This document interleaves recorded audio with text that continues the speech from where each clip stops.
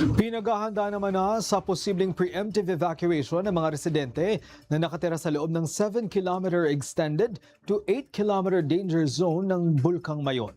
Sakaling lumala pa ang sitwasyon ng bulkan. Mula sa Bicol, si Nomer Corporal, una sa balita. Patuloy ang ginagawang close monitoring ng PHIVOLCS DOST sa Bulkang Mayon dahil sa mga ipinapakita nitong abnormalidad. Halos araw-araw ay may naitatalang ahensya ng pagbubuga ng pyroclastic density current o uson mula sa bunganga ng bulkan. Dahil dito, pinaganda ng provincial government ng Albay ang mga residente sa mga lugar na pasok sa 7-kilometer extended to 8-kilometer danger zone bilang paganda sakaling lumala pa ang aktibidad ng Bulkang Mayon.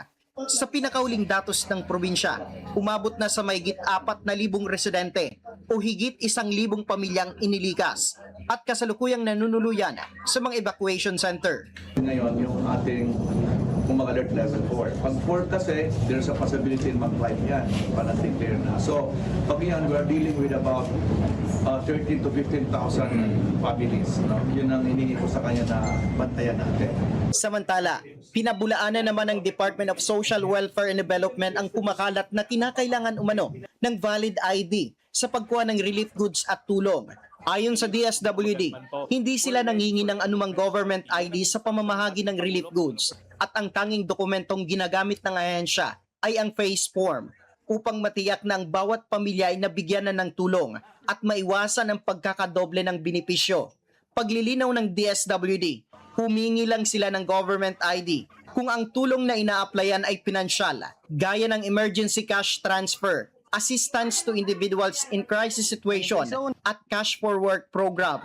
Samantala, bukod sa DSWD, puspusan na rin ang paghatid ng tulong ng Department of Health, kabilang ng pamamahagi ng gamot, vitamins at pagbibigay ng libreng medical check-up sa mga evacuee. Layo nito na masiguro ang kalusugan ng mga bakwit at maiwasan ang pagkakaroon ng anumang uri ng sakit habang sila ay nananatili sa mga evacuation center. Naka-standby na rin ang emergency response teams ng DOH upang mag-monitor sa bawat evacuation center, kasabay ng pagtitiyak na malinis ang tubig, tamang sanitation at maayos na hygiene ng mga bakwit.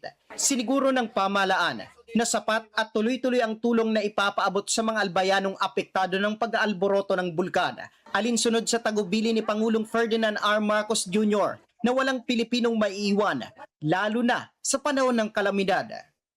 Nauna sa balitang totoo at laging bago, Nomer Corporal, alauna sa balita, Congress TV.